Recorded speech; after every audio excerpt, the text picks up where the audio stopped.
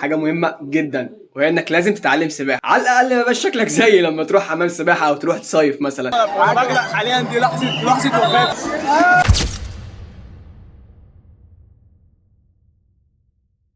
انا شاب فراك قوي، وبحب انا اخرج كتير في حياتي عشان اتعلم حاجه جديده. بحب اجرب حاجات جديده، اتعلم حاجات جديده، اتعرف على ناس جداد، اخاطر بحياتي لمجرد ان عندي فضول لحاجات عايز اعرفها. في حلقه النهارده اقول لك على شويه حاجات اتعلمتها او عملتها وغيرت كتير قوي في حياتي. قبل ما ابدا الفيديو عايز اشكركم جدا على الدعم الخرافي اللي بتقدموه، شكرا جدا بجد. انا كائن بيحب الاكل بشكل فظيع قوي، وعندي فضول اجرب كل انواع الاكل، وبما اني بحب الاكل فاكيد هحب اعمله برضه.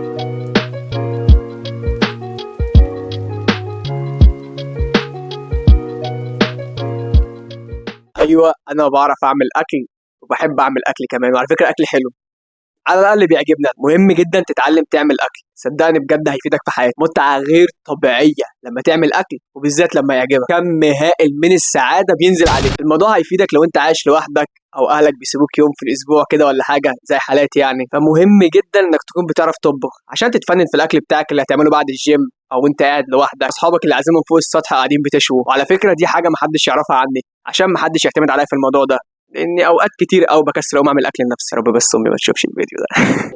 تاني حاجه، انا شخص انطوائي حبتين ثلاثه كده، يعني بحب اقعد لوحدي من بعد الساعه 8 مثلا لحد بالليل، بحب اكون انطوائي قوي.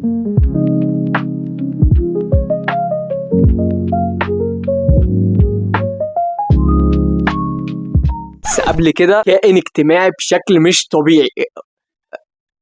كل الناس هتلاقيني شخص اجتماعي جدا جدا، صحوبيه بقى وخروجات ومع فلان ومع فلان ومع فلان، شويه تلاقيني على قهوه، بلاي ستيشن، مول، سي ستار، الماظه. وبالمناسبه الماظه ده اكتر مكان بحبه، قريب جدا لقلبي، ويمكن اوقات كتير قوي هتلاقيني هناك. بس خلي محيطك ودايرتك نظيفه عشان تفيد وتستفيد من المعارف دي كلها.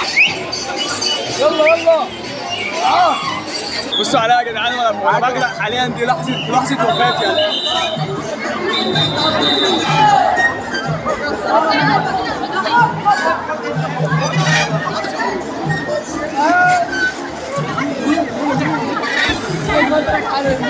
حاجه كمان مهمه نسيت اقول لك عليها، حاجه مهمه جدا، وهي انك لازم تتعلم سباحه. هتفيدك بكل الطرق، على الاقل ما يبقاش شكلك زي لما تروح حمام سباحه او تروح تصيف مثلا. فمهم جدا انك تتعلم سباحه.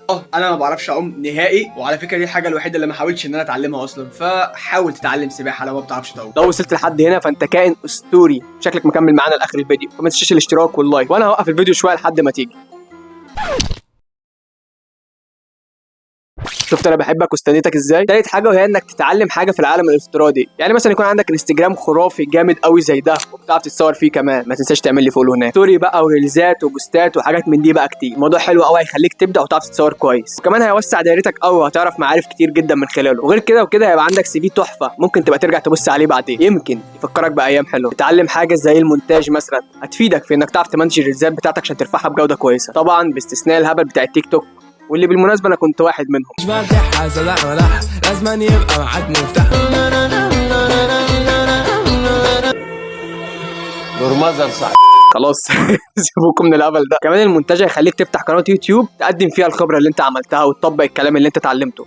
انا مش بقول لك تتعلم مونتاج بالاخص، بس انا قصدي يبقى عندك خبره ولو صغيره قوي في المجال او في العالم الافتراضي، يمكن تحتاجه بعدين، وخليك زي ما انت في الواقع بتاعك عادي. رابع حاجه، انا من النوع الفضولي جدا في انه يصلح حاجات بايظه حتى لو مش فاهم فيها، وده مرض من صغري، واظننا كلنا كان عندنا المرض ده، بس انا شكله لسه مكمل معايا لحد دلوقتي. مش عارف ده ممكن يفيدك في ايه، بس انا اتعلمت منه حاجات كتير قوي. فجرب تصلح اي حاجه عندك خربانه كده في البيت، يمكن تستفيد منها بحاجه.